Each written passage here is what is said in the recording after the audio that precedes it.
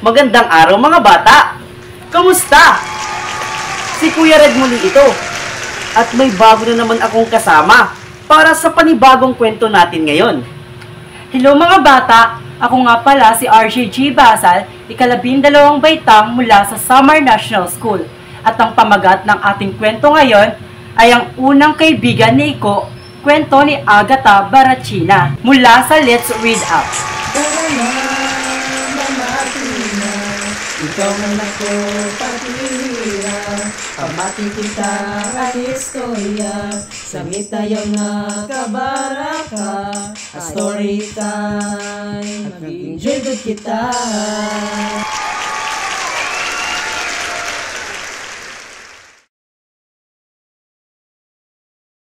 Gusto ko lang naman ay may magmahal sa akin. Pero paano mangyayari iyon kung palagi akong iniiwasan ng mga tao? Iyan ang palagi kong iniisip.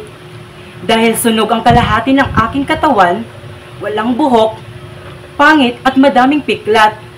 Na tingin nila ay may nakakahawa akong sakit, kaya ayaw din nilang sa akin. Gusto ko lang naman makakain, makipaglaro at mahalin ng mga tao. Habang naghahanap ako ng makakain, may mga batang binabato ako ng bato habang sumisigaw. Nakakadiri ka! Alis!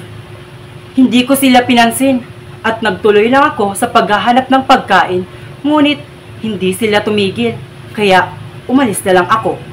Gusto ko lang alagaan at mahalin, ngunit paano ko mararamdaman ang ganyan kung palaging masasakit na salita ang itinatapon nila sa akin, saan man ako magpunta. Mayroon ding mga mabubuting tao na nagpapakain sa akin, tulad ng bata sa panaderya na nagbibigay sa akin ng mga tinapay. Salamat sa pagkain. Ano ang pangalan mo? Itinanong ko. Ako si Kiko. Ikaw? May sasabihin pa sana ako, ngunit napagpasyahan kong umalis nang mapansin ko ang dumaraming tao sa tabi ng panaderya. Paalam, narinig kong sabi ng bata.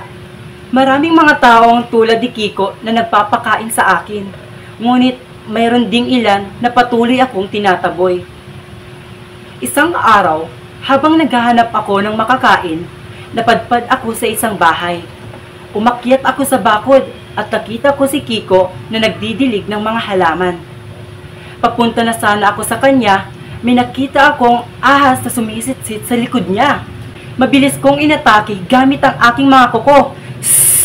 Umalis ka sa akin! Umalis ka sa akin! Sabi ng ahas. Hindi ako papayag na saktan mo si Kiko, sabi ko. Nang makita ni Kiko ang nangyayari, mabilis siyang tumakbo papasok ng bahay. Sumigaw, Papa, dali! May ahas sa damuhan natin. Nung wala pa ang ahas, lumayo ako. Mabilis na lumabas si Kiko at ang kanyang ama. Tinuro ako ni Kiko. Nang makita ko ang kanyang ama na may hawak na pala, nakaramdam ako ng takot. Sasaktan niya ba ako? Ngunit nang makalapit siya sa akin, dinampot niya ang ahas at inilagay sa loob ng sako. Lumapit palapit sa akin ang tatay ni Kiko. Kiko, ano ang sasabihin mo sa pusa? Tanong niya. Hindi ko na malayan na nakatulog ako sa dibdib ni Kiko. Iko, halika, maglaro tayo. Tawag ni Kiko. Inampon nila ako, binusog-busog nila ako ng pagmamahal. Palagi ako nakikipaglaro kay Kiko at natutulog sa tabi niya. Sobrang saya ko. Maraming salamat Kuya RJ. Ano ba ang matututunan natin mula sa kwento? Mga bata, ang matututunan natin sa ating kwentong binasa ay ang pahalagahan at mahalin natin ang mga hayop sa ating paligid dahil sila ay kagaya din natin na may nararamdaman at nasasaktan. Kaya, dito nagtatapos ang kwentong Ang Unang Kaibigan ni Iko. Maraming salamat Kuya RJ at maraming salamat din sa inyong pakikinig. Magkita-kita muli tayo sa susunod na linggo. Paalam!